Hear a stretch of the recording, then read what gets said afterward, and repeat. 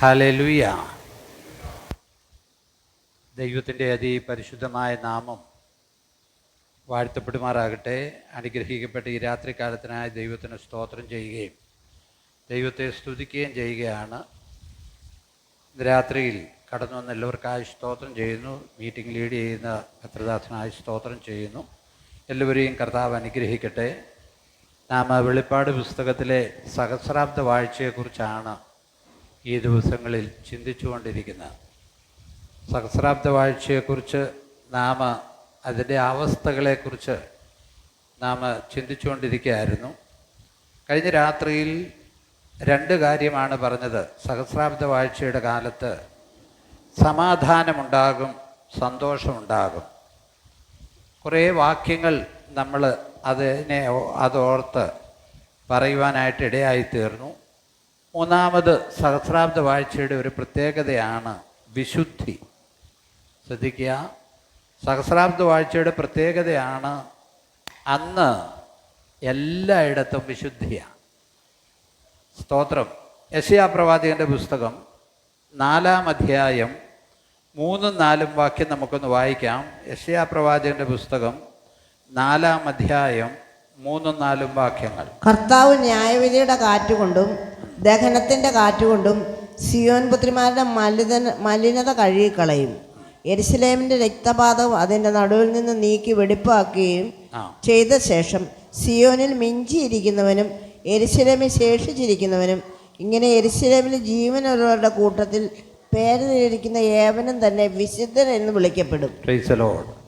സഹസ്രാബ്ദ വാഴ്ചയുടെ പ്രത്യേകതയാണ് ദൈവമായ കർത്താവ് ഒരു ശുദ്ധീകരണം നടത്തും. ദൈവമായ കർത്താവ് അവിടെ എഴുതിയിരിക്കുകയാണ്, ന്യായവിധിയുടെ കാറ്റുകൊണ്ടും ദഹനത്തിൻ്റെ കാറ്റുകൊണ്ടും സിയോൻ പുത്രിമാരുടെ മലിനത. അപ്പോൾ ദൈവമക്കള് അന്നുള്ള ജനത്തെക്കുറിച്ച് പറയുകയാണ്, ഇസ്രായേലിനെ കുറിച്ചാണ് പറയുന്നത്. ദൈവം ന്യായമായിട്ട് അവരെ സന്ദർശിക്കും. നമ്മൾ ശ്രദ്ധിക്കണം, ഇതുവരെയുള്ള സന്ദർശനം അല്ല. ഇസ്രായേൽ ജനം പീഡിപ്പിക്കപ്പെട്ടതുപോലെ മറ്റൊരു ജനവും പീഡിപ്പിക്കപ്പെട്ടിട്ടില്ല. പീഡിപ്പിക്കപ്പെടാൻ വേണ്ടി വിളിച്ചവരല്ല അവർ. അബ്രഹാമിനെ തെരഞ്ഞെടുത്ത് ആ ലൈനിൽ തലമുറയെ കൊണ്ടുവന്നു. എന്നാൽ അവർ ദൈവ വഴി വിട്ടു കഴിഞ്ഞപ്പോൾ അവർ വളരെയധികം പീഡിപ്പിക്കപ്പെടുവാനിടയായി തീർന്നു. അവരുടെ ചരിത്രം തന്നെ നമ്മൾ പഠിച്ചു കഴിഞ്ഞാൽ ഈ കഴിഞ്ഞ നൂറ്റാണ്ടിലാണ് പല രാജ്യങ്ങളിൽ നിന്നും അവരിവിടെ വന്നത്. അതിനു മുമ്പ് ഹിറ്റ്ലർ 60 ലക്ഷത്തോളം യഹൂദന്മാരെയാണ് കൊന്നത്. 60 ലക്ഷത്തോളം യഹൂദന്മാരെ കൊന്നു. ഇപ്പം നമുക്കറിയാം, ഹമാസിൻ്റെ അവിടെ ഇപ്പം യുദ്ധം നടക്കാൻ തുടങ്ങിയിട്ട് കുറേ വർഷങ്ങളായി. മൊത്തം 70,000 പേരോളം മരിച്ചിട്ടുണ്ടെന്നാണ് ഏകദേശം ഒരു കണക്ക്. പക്ഷേ ഈ യഹൂദന്മാർ ഹിറ്റ്ലറിൻ്റെ കാലത്ത് ഒറ്റയടിക്കാണ് 60 ലക്ഷത്തോളം ആളുകൾ കൊല്ലപ്പെട്ടു. കാണുന്ന എല്ലാ രാജ്യങ്ങളിലും അവരെ കൊല്ലണമെന്ന് പറഞ്ഞാണ് കൊന്നുകൊണ്ടിരുന്നത്. അവസാനം അവരിവിടെ വന്നു. ഈ രാജ്യത്ത് വന്നു കഴിഞ്ഞിട്ടും എല്ലാ രാജ്യങ്ങളും അവർക്കെതിരായി അവരെ പീഡിപ്പിക്കുവാൻ ഇടയായി തീർന്നു. എന്നാൽ സർവശക്തനായ ദൈവം അവരോടുകൂടെ ഉള്ളതുകൊണ്ട് അവർ നിലനിൽപ്പാൻ ഇടയായി തീർന്നു. ഇനിയും അവരുടെ ശോധന കഴിഞ്ഞിട്ടില്ല. ഇപ്പോൾ അവർ വിജയിച്ച് നിൽക്കുകയാണ്.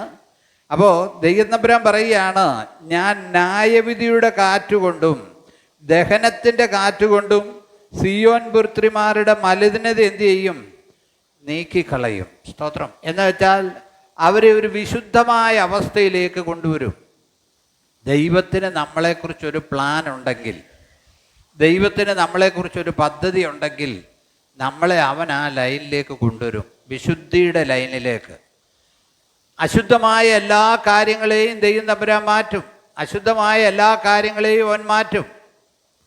അപ്പോൾ ചിലപ്പോൾ നമുക്ക് വേദന എടുത്തെന്ന് വരാം. നമ്മളെ അവൻ ചെത്തും. അത് വളരെ കൃത്യമായി അറിയണം. നമുക്ക് ദൈവഹിതപ്രകാരം ദൈവം നമ്മളെ കാണുന്നുണ്ട്, അറിയുന്നുണ്ട്. നാം ദൈവത്താൽ തിരഞ്ഞെടുക്കപ്പെട്ടവരാണെങ്കിൽ നാം ദൈവ വഴി എവിടെ വിട്ടാലും അവിടുന്ന് ദൈവം നമ്മളെ യഥാസ്ഥാനപ്പെടുത്തും. യഥാസ്ഥാനപ്പെടുത്തുമ്പോൾ നമുക്ക് വേദനിക്കും. നമ്മളത് മനസ്സിലാക്കണം. എപ്പോഴും സ്തോത്രവും ഹല്ലേലൂയായും ആണെന്ന് ഓർത്തിരിക്കരുത്. നമ്മൾ ആ യഥാർത്ഥ ലൈനിലേക്ക് വരാൻ വേണ്ടി ചില ശോധനകളും പ്രയാസങ്ങളും വരും. വചനം നമ്മൾ വായിക്കുമ്പോൾ അവൻ ദോഷങ്ങളാൽ പരീക്ഷിക്കുന്ന ദൈവമല്ല എന്ന് പറഞ്ഞിട്ടുണ്ട്. എങ്കിലും അവൻ നമ്മുടെ നിത്യത ആഗ്രഹിക്കുന്നത് കൊണ്ട്, സ്തോത്രം, അനേക ശോധനകൾ വരും. ഞാൻ ചില കാര്യങ്ങൾ മനസ്സിലാക്കിയിട്ടുള്ളത്, ഈ വിശ്വാസത്തിൽ വരുന്നതിന് മുമ്പ് അമ്മമാരെ എടുത്തിട്ട് അടിച്ചിരിക്കുന്ന ഇപ്പം അവരൊക്കെ അപ്പച്ചന്മാരായി, എടുത്തിട്ട് ഞാൻ കേട്ടിട്ടുള്ളത് അമ്മയുടെ പുറത്ത് കയറിയിരുന്ന് അമ്മയെ ഇടിച്ചിട്ടുള്ള ആളുകളുണ്ട്. അവസാനം കുറേ കാലം കഴിഞ്ഞ് അവർ രക്ഷിക്കപ്പെട്ടു വന്നു.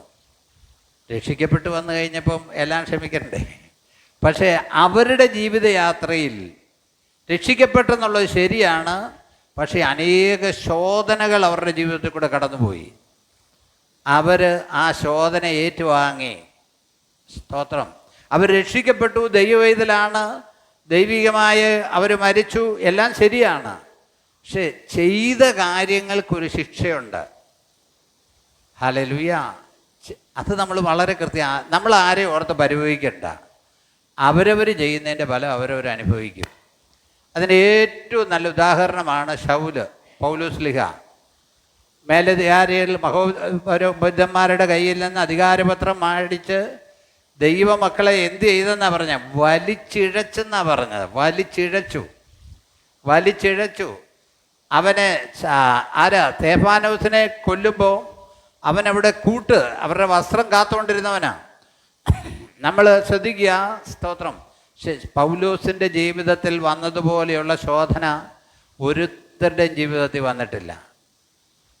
അതുകൊണ്ടാണ് ക്രിസ്തുവിൻ്റെ ശരീരത്തിൽ നിവൃത്തി പോരായ്മൻ തൻ്റെ ശരീരത്തിൽ നികത്തിയെന്ന് പറയുന്നത്. കർത്താവിന് ഏറ്റവും പ്രിയപ്പെട്ടവനാണ് പൗലോസ്. പക്ഷേ എന്തെല്ലാം ആപത്താണ് തൻ്റെ ജീവിതത്തിൽ വന്ന്. ശ്രദ്ധിച്ച്, വിശ്വാസിയായി കഴിഞ്ഞാൽ പിന്നെ പ്രയാസമില്ലെന്ന് ആരും ചിന്തിക്കരുത്. പ്രയാസവും നിന്ദയും പരിഹാസവും.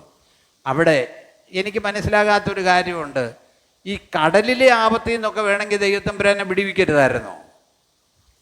കടലിലെ ആപത്ത്, കരയിലെ ആപത്ത്, സഹോദരന്മാരാലുള്ള ആപത്ത്, കള്ള സഹോദരന്മാരാലുള്ള ആപത്ത് എന്ന് വേണ്ട പുള്ളിക്ക് വരാത്ത ഒരു കേസ് കെട്ടുമില്ല. അവസാനം നമ്മളൊരു കോട്ടയ്ക്കകത്തുനിന്ന് വായിക്കുന്നത്, അവസാനം അവനെ ഒരു കൊട്ടയിൽ എന്ത് ചെയ്തു? ഇറക്കി. കൊട്ടയിൽ മതിൽ കയറ്റി കൊട്ടയിൽ ഇറക്കി എന്ത് ചെയ്തു? താഴെ ഇറക്കി. അവസാനം നമുക്കറിയാം, റോമിലേക്ക് അവൻ പോകുന്നതിന് മുമ്പ് കുറേ ആളുകൾ ഇങ്ങനെ തീരുമാനമെടുത്തു, അവനെ കൊന്നിട്ടല്ലാതെ ഞങ്ങൾ ആഹാരം എന്ത് ചെയ്യല, കഴിക്കുകയില്ലെന്ന് തീരുമാനമെടുത്തു. അന്ന് രാത്രിയിൽ രാജാവിൻ്റെ അടുക്കൽ, അഥവാ സഹസ്രാധിപൻ്റെ അടുക്കൽ അവൻ്റെ പെങ്ങടെ മോൻ ചെന്ന് കാര്യം പറഞ്ഞു. അങ്ങനെയാണ് അവനെ കൊണ്ടുപോയത്.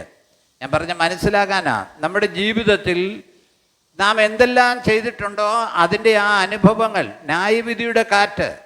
ഇസ്രായേൽ മക്കളെ അവരാ പാപപടികളിലേക്ക് പോയതുകൊണ്ട് ദൈവം ശിക്ഷിച്ചു. ഇപ്പോൾ അവരുടെ മലിനതയെല്ലാം ദൈവം തമ്പുരാൻ എന്ത് ചെയ്തു? മാറ്റിക്കളഞ്ഞു. സ്തോത്രം.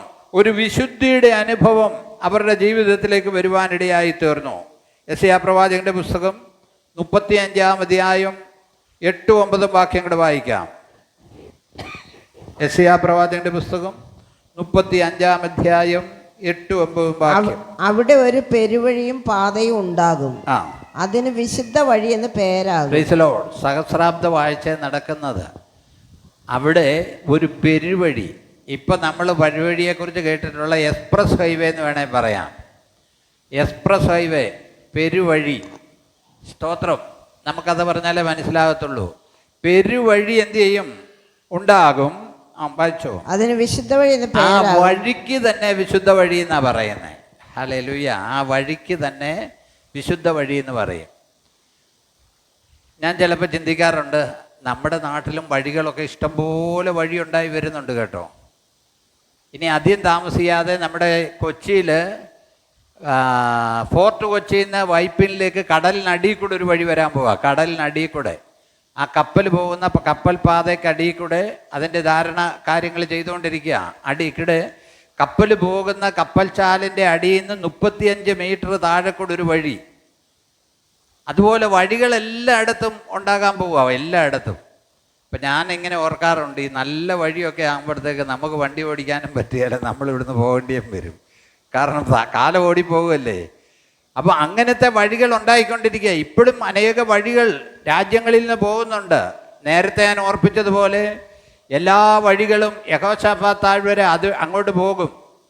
കാരണം എല്ലാ രാജ്യങ്ങളും ഇസ്രായേലിനെതിരെ യുദ്ധം ചെയ്യാൻ വേണ്ടി ചെല്ലും. എല്ലാ രാജ്യങ്ങളും ചെല്ലുവാനിടയായി തീരും. ഇസ്രായേലിനെതിരെ യുദ്ധം ചെയ്യുവാൻ ചെല്ലും. അപ്പം അതുപോലത്തെ വഴികളുണ്ടാകും. ഇവിടുത്തെ പറയുകയാണ്, അതിന് വിശുദ്ധ വഴി എന്ന് പേരാകും. ഒരു അശുദ്ധനും അതിൽ കൂടി കടന്നു പോകയില്ല. ഒരശുദ്ധനും എന്ത് ചെയ്യത്തില്ല, അതിൽ കൂടെ കടന്നു പോകത്തില്ല. ഒരശുദ്ധനും. നമ്മൾ ചിന്തിക്കണം, ദൈവത്തിൻ്റെ പദ്ധതി, ദൈവം ആ ഒരു കാര്യത്തിന് മാത്രം കോംപ്രമൈസ് ചെയ്യുകയില്ല.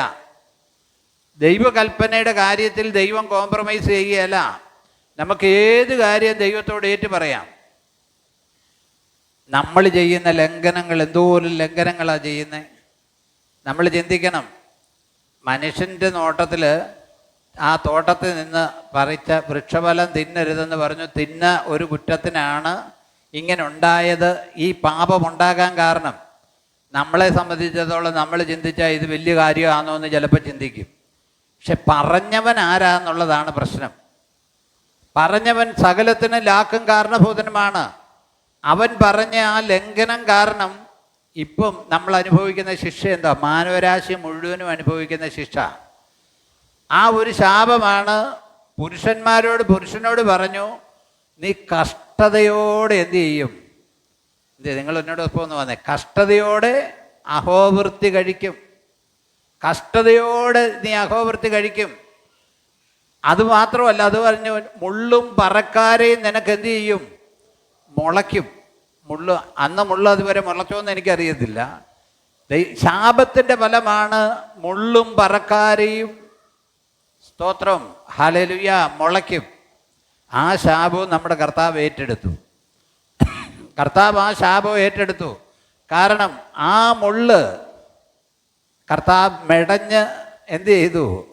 കിരീടം ഉണ്ടാക്കി കർത്താവിൻ്റെ തലയിൽ വെച്ച് കോലുകൊണ്ടടിപ്പാനിടയായി തീർന്നു. പ്രിയമുള്ളവരെ ശ്രദ്ധിക്കണമേ, സ്തോത്രം. സ്ത്രീയോട് പറഞ്ഞു, കഷ്ടവും ഗർഭധാരണവും നിനക്ക് ഏറ്റവും അധികം എന്ത് ചെയ്യും? വർദ്ധിപ്പിക്കും. നീ വേദനയോടെ മക്കളെ പ്രസവിക്കും. അടുത്തത് പറഞ്ഞു, പുരുഷൻ നിന്നെ ഭരിക്കും. നിന്റെ ആഗ്രഹം അവനോടാകും. പുരുഷൻ സ്ത്രീയെ ഭരിക്കും. അത് ദൈവിക വ്യവസ്ഥയാണ്. അതിനെ ധിക്കരിച്ചു പോകാനൊന്നും പറ്റത്തില്ല. എന്ത് വയസ്സ് പറഞ്ഞാലും പുരുഷൻ സ്ത്രീയെ ഭരിക്കും എന്നുള്ളത് വേദപുസ്തകത്തിൻ്റെ പ്രമാണമാണ്. അപ്പോൾ അങ്ങനെ അത് വന്നതെന്തായിരുന്നു? അത് ശാപത്തിൻ്റെ ഫലമാണ്. ഹല്ലേലൂയ, ദൈവത്തിൻ്റെ ശാപത്തിൻ്റെ ഫലം. കാരണം ഒരു ലംഘനമല്ലേ ഉണ്ടായത്. എന്തുവാ നമ്മൾ ചെയ്യുന്നതൊക്കെയാ? എന്തോ ചെയ്തതാ? ഒരു പഴം പറിച്ച് കർത്താവെ അങ്ങ് തെറ്റിപ്പോയെന്ന് പറഞ്ഞാൽ പോരെ. പക്ഷേ ശരിയല്ല, പാപത്തിൻ്റെ കാര്യം. അതുകൊണ്ടാണ് നഷ്ടപ്പെട്ടു പോയ മനുഷ്യനെ സ്ത്രീയുടെ സന്തതിയായ യേശുക്രിസ്തു വന്ന് ആ ശാപമെല്ലാം അവൻ ഏറ്റെടുത്തത്. സ്തോത്രം. മനുഷ്യനെ രക്ഷിക്കാൻ ഏദനിൽ നിന്ന് പുറത്തായ മനുഷ്യനോട് പറഞ്ഞു, സ്ത്രീയുടെ സന്തതി വരും, അവൻ സർപ്പത്തിൻ്റെ തല എന്ത് ചെയ്യും? തകർക്കും. സർപ്പം അവൻ്റെ കുതികാൽ എന്ത് ചെയ്യും? തകർക്കും. യേശുക്രിസ്തുവിനെ ക്രൂശിപ്പാനിടയായി തീർന്നു. അപ്പോൾ ഇവിടെ അവിടെ ഒരു അശുദ്ധനും 35:8-9 വായിച്ചേ. ഒരശുദ്ധൻ അതിൽ കൂടി കടന്നു പോകുകയില്ല. അവൻ അവരോടുകൂടെ ഇരിക്കും. വഴിപോക്കാർ ഭോഷന്മാർ പോലും വഴി തെറ്റിപ്പോകുകയില്ല. ഒരു സിംഹവും അവിടെ ഉണ്ടാകുകയില്ല. ഒരു ദുഷ്ടമൃഗവും അവിടെ കയറി വരികയില്ല. ആവകയെ അവിടെ കാണുകയില്ല. വീണ്ടെടുക്കപ്പെട്ടവർ അവിടെ നടക്കും. വീണ്ടെടുക്കപ്പെട്ടവർ. സഹസ്രാബ്ദത്തിൻ്റെ അനുഭവത്തെക്കുറിച്ച് നമ്മൾ ശ്രദ്ധിക്കുക. വിശുദ്ധിയെക്കുറിച്ച് നമ്മൾ പറഞ്ഞുകൊണ്ടിരിക്കുന്നത്. വീണ്ടെടുക്കപ്പെട്ടവർ എന്ത് ചെയ്യും? അവിടെ നടക്കും. വീണ്ടെടുക്കപ്പെട്ടവർ അവിടെ നടക്കും. വീണ്ടെടുക്കപ്പെട്ടവർ, ഹല്ലേലൂയ, സ്തോത്രം. വീണ്ടെടുക്കപ്പെട്ടെന്ന ഒരു അനുഭവമുണ്ട്. അവരാണ് അവിടെ കൂടെ നടക്കത്തുള്ളൂ. വീണ്ടെടുക്കപ്പെട്ടവർ നടപ്പാനിടയായിത്തീരും. പ്രിയമുള്ളവരെ ശ്രദ്ധിക്കണമേ, സ്തോത്രം. അപ്പോൾ ദൈവം ആഗ്രഹിക്കുന്ന ഏറ്റവും വലിയ കാര്യമാണ് വിശുദ്ധി എന്ന് പറയുന്നത്. ദൈവം ആഗ്രഹിക്കുന്ന ഒരു കാര്യമാണ്. സഹസ്രാബ്ദത്തിൽ വിശുദ്ധിയുടെ ഏറ്റവും പ്രധാന ഘട്ടത്തിലേക്ക് നാം വരും. യാതൊരു അശുദ്ധിയും അവിടെ ഉണ്ടാകത്തില്ല. യെശയ്യാ പ്രവാചകന്റെ പുസ്തകം 52-ാം അധ്യായം 1-ാമത്തെ വാക്യം വായിച്ചേ. യെശയ്യാ 52:1. ഹല്ലേലൂയ. സിയോനെ ഉണരുക, ഉണരുക, നിന്റെ ബലം ധരിച്ചു കൊള്ളുക. വിശുദ്ധ നഗരമായ യെരൂശലേമേ, നിന്റെ അലങ്കാരവസ്ത്രം ധരിച്ചു കൊള്ളുക. ഇനി മേലാൽ അഗ്രചർമ്മിയും അശുദ്ധനും നിന്നിലേക്ക് വരികയില്ല. Praise the Lord. സഹസ്രാബ്ദത്തിന്റെ സമയം കേട്ടോ. ഈ സത്യത്തിൽ ഞാൻ ഇന്ന് ഇത് വായിച്ചപ്പോൾ ഓർത്ത് യെശയ്യാ പ്രവാചനത്തിൻ്റെ പുസ്തകത്തിലാണ് ഈ കാര്യങ്ങളെല്ലാം എഴുതിയേക്കുന്നത്. അവിടെ എഴുതിയിരിക്കുക, സിയോനെ ഉണരുക, ഉണരുക, നിന്റെ ബലം ധരിച്ചു കൊള്ളുക, വിശുദ്ധ നഗരമായ യെരൂശലേമേ, നിന്റെ അലങ്കാരവസ്ത്രം ധരിച്ചു കൊള്ളുക. ഇനി മേലാൽ അഗ്രചർമ്മിയും അശുദ്ധനും നിന്നിലേക്ക് വരികയില്ല, നിന്നിലേക്ക് വരികയില്ല. പൊടി കുടഞ്ഞു കളകുക, യെരൂശലേമേ എഴുന്നേറ്റിരിക്കുക, ബദ്ധയായ സിയോൻ പുത്രി. കാരണം യാതൊരു അശുദ്ധനും അവിടെ വരികയില്ല. കാരണം ദൈവം അവിടെ വസിക്കുക. യോവേൽ പ്രവാചകന്റെ പുസ്തകം 3-ാം അധ്യായം 2-ാമത്തെ വാക്യത്തിലും സ്തോത്രം എഴുതിയിരിക്കുന്ന, യഹോവ സിയോനിൽ വസിച്ചുകൊണ്ടിരിക്കും. സഹസ്രാബ്ദത്തിൽ സിയോനിൽ, ഹല്ലേലൂയ, സിയോനിൽ വസിച്ചുകൊണ്ടിരിക്കും. ഹല്ലേലൂയ. ഞാൻ സകല ജാതികളെയും കൂട്ടി യഹോവ താഴ്വരയിൽ ചെല്ലുമാറാക്കുകയും എൻ്റെ ജനം നിമിത്തം എൻ്റെ അവകാശമായ ഇസ്രായേൽ നിമിത്തവും അവരോട് 3:21 ഞാൻ പോക്കിയിട്ടില്ലാത്ത അവരുടെ രക്തപാതകം ഞാൻ പോക്കും. യഹോവ സിയോനിൽ വസിച്ചുകൊണ്ടിരിക്കും. കാരണം അവരുടെ എല്ലാ കുറവുകളെയും അശുദ്ധിയും ദൈവം മാറ്റും. ഏതെല്ലാം വാക്യങ്ങളാണ് എഴുതിയിരിക്കുന്നത്, അവരുടെ എല്ലാ കുറവുകളെയും അശുദ്ധിയെയും ലംഘനത്തെയും ദൈവം മാറ്റും. നമ്മൾ ആദ്യം വായിച്ചു, ന്യായവിധിയുടെ കാറ്റുകൊണ്ട്, ദഹനത്തിൻ്റെ കാറ്റുകൊണ്ട് ദൈവം ഇതെല്ലാം മാറ്റും. കാരണം ദൈവം അവരുടെ മധ്യേ വസിക്കും. സ്തോത്രം.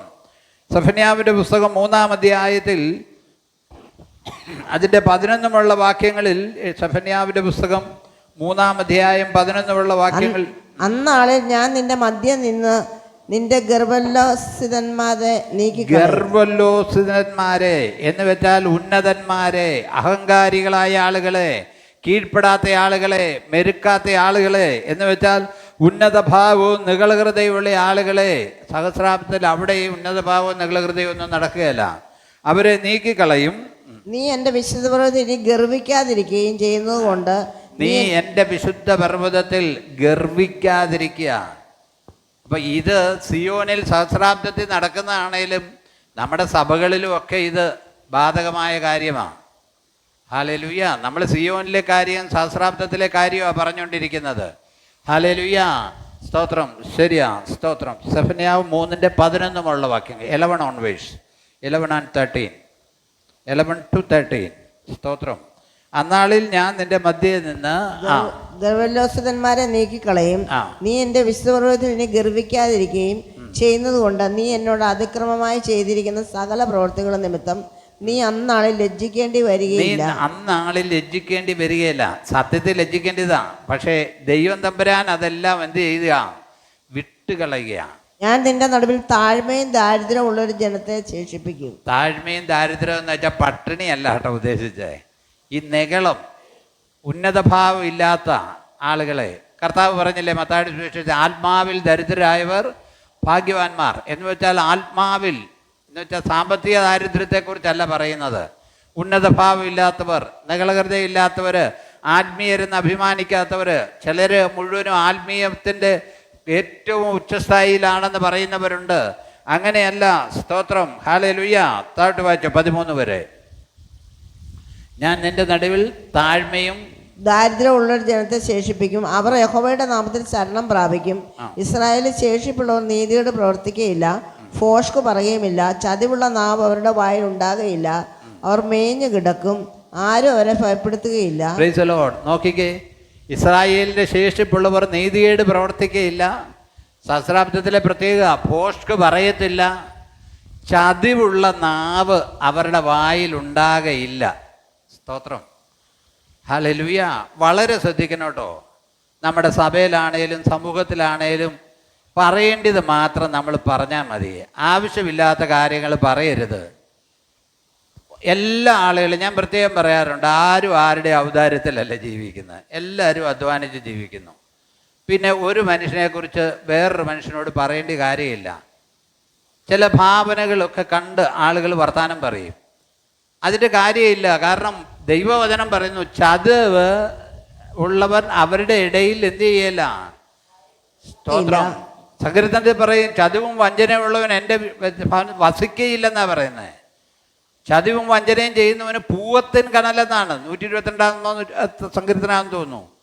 അവർക്ക് ലഭിക്കാൻ പോകുന്ന കാര്യം അവിടെ അങ്ങനെ എഴുതിയിരിക്കുന്നത്. വഞ്ചനയുള്ള എടുത്തെങ്കിൽ വായിച്ചേ, വഞ്ചനയുള്ള നാവേ നിനക്ക് ഇനി എന്ത് വരും, അങ്ങനെ ചോദിച്ചോണ്ടാണ് ചോദിക്കുന്നത്. 122 നോക്കി. സ്തോത്രം. വഞ്ചനയുള്ള നാവേ 120 എടുത്തെങ്കിൽ വായിച്ചോ. വഞ്ചനയുള്ള നാവേ നിനക്ക് എന്ത് വരും.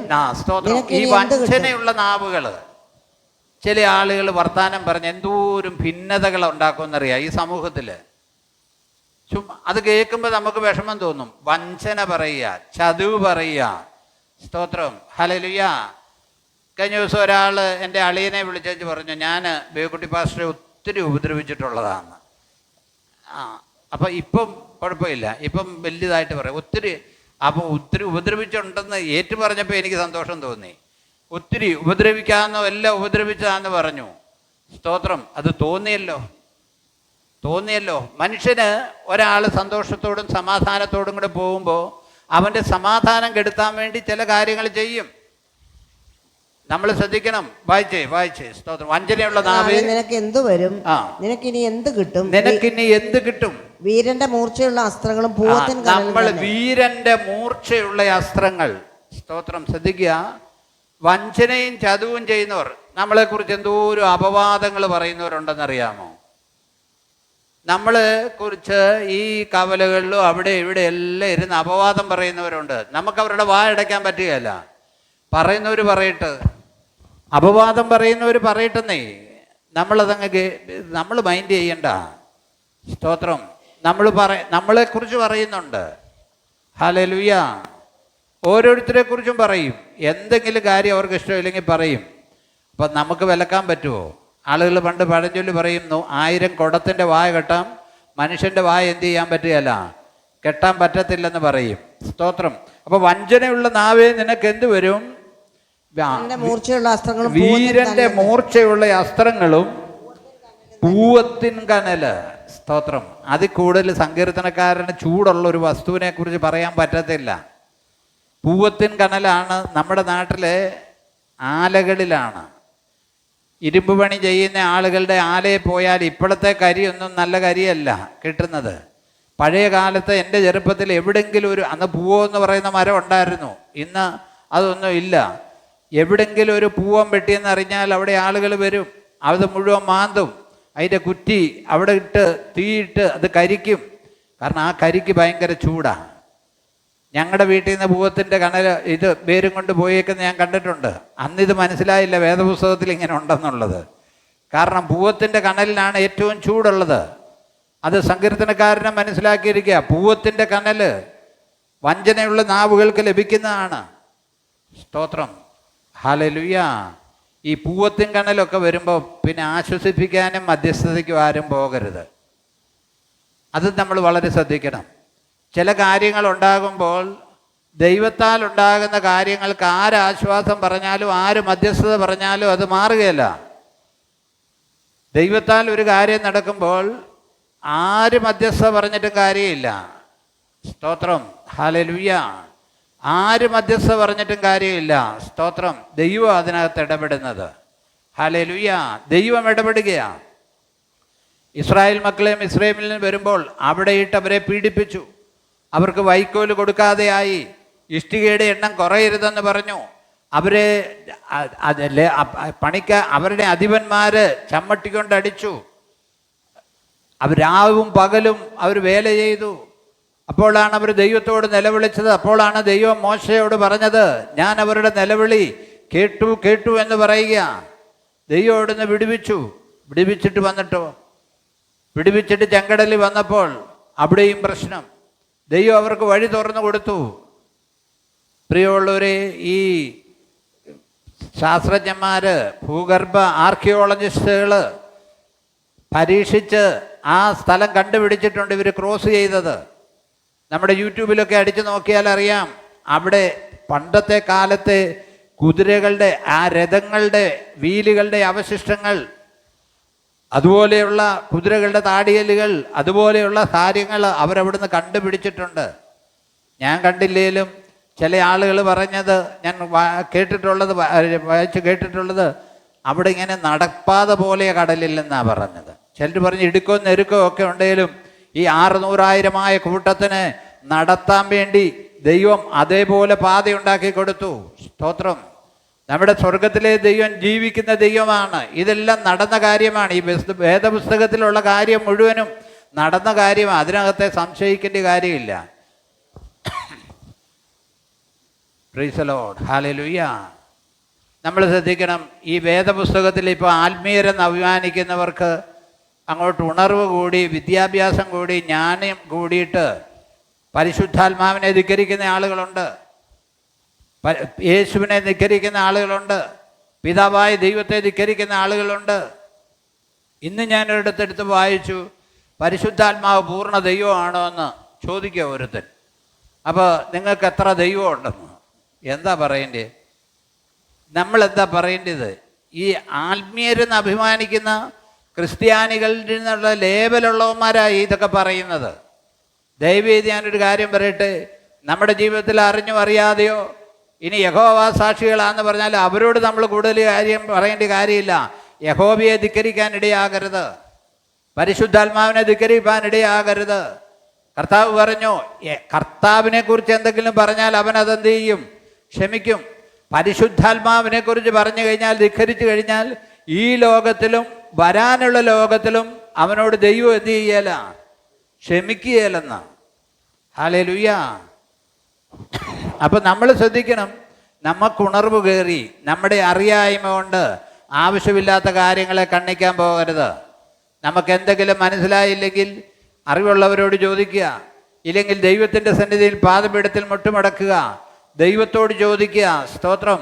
അല്ലാതെ ദൈവത്തിന് അപമാനം വരുന്നതുണ്ടാകാൻ പാടില്ല. ദൈവത്തിന് അപമാനം വരുന്നതൊന്നും നമ്മുടെ ജീവിതത്തിൽ ഉണ്ടാകാൻ പാടില്ല. സ്തോത്രം. ഹല്ലേലൂയ. വളരെ ശ്രദ്ധിക്കണം. ഹല്ലേലൂയ. ദൈവിക കാര്യം നല്ലതാണ്. ഹല്ലേലൂയ. ഈ പഴയ ആളുകൾ പറയുകയല്ലേ, കഷായം നല്ലതാണ്, എല്ലാ രോഗത്തിനും നല്ല മരുന്നുണ്ട്. ആയുർവേദ മരുന്നിനെ ആരും ധിക്കരിക്കരുത് കേട്ടോ. നല്ല മരുന്നും സാധനവും ഉണ്ടെങ്കിൽ നല്ല മരുന്നുണ്ട്. സ്തോത്രം. പക്ഷെ പഥ്യം എന്ത് ചെയ്യരുത്? പഥ്യം, നിങ്ങളാരും ആയുർവേദമായിട്ട് കഴിഞ്ഞില്ല, പഥ്യം തെറ്റിക്കരുത്. പഥ്യം തെറ്റിക്കരുത്. ആയുർവേദം കഴിക്കുന്നവർ ശ്രദ്ധിച്ചോണം, പഥ്യം തെറ്റരുത്. അപ്പം മരുന്നിന് എന്തുണ്ട്? ഒരു പഥ്യമുണ്ട്. ഈ വചനം എടുത്തുകൊണ്ട് നടക്കുന്നത് കൊള്ളാം, വിശ്വാസിയാന്ന് പറയുന്നത് കൊള്ളാം, പക്ഷേ അതിന് അതിൻ്റേതായ ഒരു പഥ്യമുണ്ട്. ആ പഥ്യം നമ്മൾ തെറ്റിക്കരുത്. സ്തോത്രം. നമുക്കൊട്ടും കഴിവില്ലെങ്കിലും നമുക്ക് ഒരു കുഴപ്പമില്ല, സമ്പത്തില്ലെങ്കിലും കുഴപ്പമില്ല. സമ്പത്തുണ്ടെങ്കിലും ഇല്ലെങ്കിലും നമ്മൾ എത്ര കാലം കൂടെ ജീവിക്കും? ഇവിടെ നമ്മൾ പോകണ്ടേ? ഒന്നും നമ്മളേതായാലും വെച്ചുകൊണ്ടിരിക്കത്തില്ല. ഇല്ലേ, മെഡിക്കൽ കോളേജുകാരാണേലും കൊണ്ടുപോയിക്കോളൂ, അവരൊരു ബോഡി കിട്ടാൻ വിഷമിച്ചിരിക്കുക. അപ്പോൾ നമ്മളതോർത്ത് ഭാരപ്പെടേണ്ട കാര്യമില്ല. സ്തോത്രം. ഹല്ലേലൂയ. പക്ഷെ ജീവിക്കുന്നെങ്കിൽ പഥ്യം തെറ്റാതെ നോക്കണം. പഥ്യം തെറ്റിക്കാനുള്ള സകല പദ്ധതിയും പിശാച് എന്തു ചെയ്യും? ഒരുക്കും. നമ്മളെ ശുണ്ഠി പിടിപ്പിക്കാൻ പിശാച് ശ്രമിക്കും. നമ്മളെ ശുണ്ഠി പിടിപ്പിക്കുന്ന എന്തിനാണെന്നറിയാമോ? നമ്മുടെ പഥ്യം തെറ്റിക്കണം. ഹല്ലേലൂയ. നിങ്ങൾ വചനം കേൾക്കുന്നത് കുറേയെങ്കിലും മനസ്സിലാക്കണം കേട്ടോ. നമ്മളെല്ലാം നമ്മൾ വെറുതെ ഇരിക്കുന്ന നമ്മളെ ശുണ്ഠി പിടിപ്പിക്കാൻ വേണ്ടി ഏതെങ്കിലും ഒരു കാര്യം ആരെങ്കിലും പറഞ്ഞു. സ്തോത്രം. ഹല്ലേലൂയ. ചില ആളുകൾ അങ്ങോട്ടും ഇങ്ങോട്ടും അതും ഇതും പറയും. ചിലപ്പോൾ മനസ്സിൽ പോലും കാണാത്ത കാര്യമായിരിക്കും പറയുന്നത്. ഞാൻ മനസ്സിലാക്കിയൊരു കാര്യമുണ്ട്, ചില ആളുകൾ നമ്മുടെ അടുക്ക വന്നിരുന്നു ചിലരെ കുറിച്ച് ചിലത് പറയും. വന്നിരുന്ന് പറഞ്ഞാൽ നമ്മളെന്തോ ചെയ്യാറുത്. അപ്പോൾ നമ്മളിങ്ങനെ തലയാട്ടും. അവസാനം ഈ ഒറ്റ തലയാട്ട് മതി, അത് നേരെ തിരിഞ്ഞു വരും. അവരവിടെ ചെന്ന് പറയും ഇന്നത് പറഞ്ഞെന്ന്. സ്വാഭാവികമായിട്ട് നടക്കുന്ന കാര്യമാണ്. ഇപ്പോൾ ഒരാൾ വന്ന് എന്നോട് കുറേ ആളുകളുടെ കുറ്റം പറഞ്ഞുകൊണ്ടിരുന്നു. എന്ത് ചെയ്യാൻ പറ്റും? ഒഴിവാക്കാൻ പറ്റുക, അല്ലെങ്കിൽ നമ്മൾ വളരെ ശ്രദ്ധിക്കണം. അന്നേരം നമ്മൾ വേറെ എന്തെങ്കിലും കാര്യം പറഞ്ഞാൽ ഒഴിയുന്നതാണ് നല്ലത്. ഇനി ഒഴിയാൻ പറ്റിയില്ലേലും എന്ത് ചെയ്യും? എനിക്കൊക്കെ അങ്ങനെ അനുഭവം ഉണ്ടായിട്ടുണ്ട്, ഒത്തിരി അനുഭവം ഉണ്ടായിട്ടുണ്ട്. എന്നോട് ഇവിടെ വന്നിരുന്ന ആദ്യകാലത്ത് ഞാൻ ശുശ്രൂഷ ഇടങ്ങിയ കാലത്ത് ഓരോരുത്തരും ഓരോ കാര്യങ്ങൾ, പല സംഭവങ്ങളുണ്ടാകുമ്പോൾ എന്നോട് വന്നിരുന്ന് അവിടുത്തെ കാര്യങ്ങളെല്ലാം എന്നോട് ഇവിടെ നിന്ന് പറഞ്ഞ് ഞാൻ ചെവിയെ തലയാട്ടി കേൾക്കും. എന്നിട്ട് ഈ പറഞ്ഞ പുള്ളി അവിടെ ചെന്നേച്ച് ഞാൻ പറഞ്ഞെന്നും പറഞ്ഞെന്തോരും പ്രശ്നം ഉണ്ടായിട്ടുണ്ട്. അപ്പോൾ ഞാൻ പറഞ്ഞത്, നമ്മളെ ശുണ്ടി പിടിപ്പിക്കാൻ എപ്പോഴാണ് പിശാച് മനുഷ്യരെ കയ്യിലെടുക്കുന്നത് നമുക്കറിയത്തില്ല. പിശാച് എപ്പോഴാണ് കയ്യിലെടുക്കുന്നത് നമുക്കറിയാൻ കഴിയത്തില്ല. അത് നമ്മൾ മനസ്സിലാക്കണം. അതുകൊണ്ടാണ് ദൈവത്തിൻ്റെ വചനം പറഞ്ഞത്, പിശാചിൻ്റെ തന്ത്രങ്ങളെ നിങ്ങൾ അറിയാത്തവർ അല്ലല്ലോ. അത് മനസ്സിലാക്കണം. നമ്മുടെ ആത്മീയ ജീവിതത്തെ നശിപ്പിക്കുന്ന, കത്രിമേശ എടുക്കാൻ കഴിയാത്തവണ്ണം നമ്മളെ ആക്കുന്ന എന്തെങ്കിലും ഒരു കാര്യം, ചിലപ്പോൾ പെട്ടെന്ന് നമുക്ക് ക്ഷിപ്രകോപം വന്നതാ, അല്ലെങ്കിൽ എന്തെങ്കിലും ഒരു കോപം വന്നാൽ പിന്നെ നമ്മൾക്ക് ഭയമായി പോവും. ഹല്ലേലൂയ. കത്രിമേശ എടുക്കാൻ നമുക്ക് പേടിയായി പോവും. അപ്പോൾ ഇതുണ്ടാക്കുന്ന ആരാ? പിശാചാ. അപ്പം നമ്മളെ ഒന്ന് നമ്മുടെ പഥ്യം തെറ്റിക്കുമ്പോൾ സന്തോഷിക്കുന്ന ആരാ? പിശാച് സന്തോഷിക്കും. അതുകൊണ്ട് ദൈവമക്കൾ മനസ്സിലാക്കണം. ഹല്ലേലൂയ. ഇതെല്ലാം നമുക്ക് മനസ്സിലാക്കണം. നമ്മുടെ കർത്താവിൻ്റെ രാജ്യത്തിൽ അശുദ്ധി പാടില്ല. കർത്താവിൻ്റെ രാജ്യത്തിൽ അശുദ്ധി പാടില്ല. യാതൊരു അശുദ്ധനും അവിടെ കടക്കത്തില്ല. യാതൊരു അശുദ്ധനും കർത്താവിൻ്റെ രാജ്യത്തിൽ കടക്കാൻ കഴിയത്തില്ല. ഏതെല്ലാം രീതിയിൽ ആണെങ്കിലും കടക്കാൻ കഴിയത്തില്ല. ഏതെങ്കിലുമൊക്കെ അശുദ്ധിയുടെ കാര്യങ്ങൾ നമ്മുടെ ജീവിതത്തിൽ വന്നാൽ, സ്തോത്രം, ഹല്ലേലൂയ, അതിൽ നിന്നെല്ലാം നമ്മൾ രക്ഷപ്പെടണം. അന്യായമായിട്ട് എന്തെങ്കിലും നമ്മുടെ കയ്യിലേക്ക് വരുമെന്ന് തോന്നിയാൽ അതിന് പോലും നമ്മൾ കൂട്ടി നിൽക്കരുത്. ന്യായമായിട്ടല്ലാതെ അന്യായമായിട്ട് കള്ളസാക്ഷി പറയുന്നതായിട്ട് അങ്ങനെയുള്ള കാര്യങ്ങൾ വന്നു കഴിഞ്ഞാൽ, സ്തോത്രം, ഹല്ലേലൂയ, നമ്മൾ അതിനെ കൂട്ടി നിൽക്കരുത്. ഹല്ലേലൂയ. ശ്രദ്ധിക്കണേ, നമ്മളതിനെ കൂട്ടി നിൽക്കരുത്. സ്തോത്രം, ഹല്ലേലൂയ. കാരണം ദൈവം നമ്മളെക്കുറിച്ച് ആഗ്രഹിക്കുന്ന ഒരു കാര്യമുണ്ട്. സഫന്യാവ് 3:11 പോലെ നാം വായിച്ചത്. സ്തോത്രം. അതുകൂടെ വായിച്ച് അവസാനിപ്പിച്ചേ, എല്ലാം പറയാൻ നേരമില്ല. ഹല്ലേലൂയ. നീ ഇനി ഗർവിക്കാതിരിക്കുകയും ചെയ്യുന്നതുകൊണ്ട് നീ എന്നോട് അതിക്രമമായി ചെയ്തിരിക്കുന്ന സകല പ്രവൃത്തികളും നിമിത്തം നീ അന്നാളിൽ ലജ്ജിക്കേണ്ടി വരികയില്ല. ഞാൻ നിന്റെ നടുവിൽ താഴ്മയും ദാരിദ്ര്യമുള്ള ഒരു ജനത്തെ ശേഷിപ്പിക്കും. അവർ യഹോവയുടെ നാമത്തിൽ ശരണം പ്രാപിക്കും. ഇസ്രായേലിൽ ശേഷിപ്പുള്ളവർ നീതിയോട് പ്രവർത്തിക്കുകയില്ല, ഫോഷ്ക്ക് പറയുകയുമില്ല. നീതിയോട് പ്രവർത്തിക്കുകയില്ല, പിന്നെന്ത് ചെയ്യല? ഫോഷ്ക്ക് പറയുകയില്ല. ഫോഷ്ക്ക് പറയുന്ന ഏവർക്കുമുള്ള ഓഹരി എന്താണ്? തീയും ഗന്ധകവും കത്തുന്ന പൊയ്കയാ. സ്തോത്രം, ഹല്ലേലൂയ. ചില ആളുകളെ കുറിച്ച് വെറുതെ നുണ പറയും. അത് പച്ചലയും കത്രികയും പോലെ പറയുന്നറിയാവുന്നവരുണ്ട്. അപ്പോൾ അത് സത്യമാണെന്ന് ചിന്തിക്കും. ഹല്ലേലൂയ. ഫോഷ്ക്ക് ഇല്ലാത്ത കാര്യം, നമ്മളൊക്കെ അതിൻ്റെ ബലിയാടുകളായേക്കുന്നവരാ. സ്തോത്രം, ഹല്ലേലൂയ. ഫോഷ്ക്ക് പറയുന്നവർ, ചതിവുള്ള നാവ് അവരുടെ വായിൽ ഉണ്ടാകുകയില്ല. അവർ മേഞ്ഞു കിടക്കും, ആരും അവരെ ഭയപ്പെടുത്തുകയില്ല. സിയോൻ പുത്രിയെ ഘോഷിച്ച് ആനന്ദിക്കുക, ഇസ്രായേലെ ആർപ്പിടുക. യെരൂശലേം പുത്രിയെ പൂർണ്ണ ഹൃദയത്തോടെ സന്തോഷിച്ച് ഉല്ലസിക്കുക. യഹോവ നിന്റെ ന്യായവിധികളെ മാറ്റി നിന്റെ ശത്രുവിനെ നീക്കിക്കളഞ്ഞിരിക്കുന്നു. യഹോവ നിന്റെ ന്യായവിധികളെ മാറ്റി നിന്റെ ശത്രുക്കളെ എന്ത് ചെയ്തിരുന്നു? നീക്കിക്കളഞ്ഞിരിക്കുന്നു. ഇന്ന് രാത്രി നാം ചിന്തിച്ചത് വിശുദ്ധിയുടെ ഒരു ഭാഗം മാത്രമാണ്. അടുത്ത ആഴ്ച തേജസ്സിനെ കുറിച്ച് കുറേ കാര്യങ്ങൾ അതിനെക്കുറിച്ച് പറയാനുണ്ട്. സഹസ്രാബ്ദത്തിൽ നമുക്ക് ലഭിക്കുന്നതായ ആ സന്തോഷം, നീതി, സമാധാനം, സന്തോഷം, വിശുദ്ധി, തേജസ്, ഇങ്ങനെ അനേക കാര്യങ്ങളുണ്ട്. സഹസ്രാബ്ദത്തിൽ അങ്ങനെ ആകുന്നെങ്കിൽ, സ്തോത്രം, ദൈവം നമ്മളെക്കുറിച്ച് ആഗ്രഹിക്കുന്നതും ആ അളവിലേക്ക് കടന്നു വരണം. ഹല്ലേലൂയ. വ്യർത്ഥമായ കാര്യങ്ങളിലേക്ക് പോകാതെ ദൈവവചനം പിൻപറ്റി നാം മുമ്പോട്ട് പോയാൽ നിശ്ചയമായിട്ടും ദൈവം നമ്മെ അനുഗ്രഹിപ്പാൻ ഇടയാകും. നമുക്ക് പ്രാർത്ഥിക്കാം.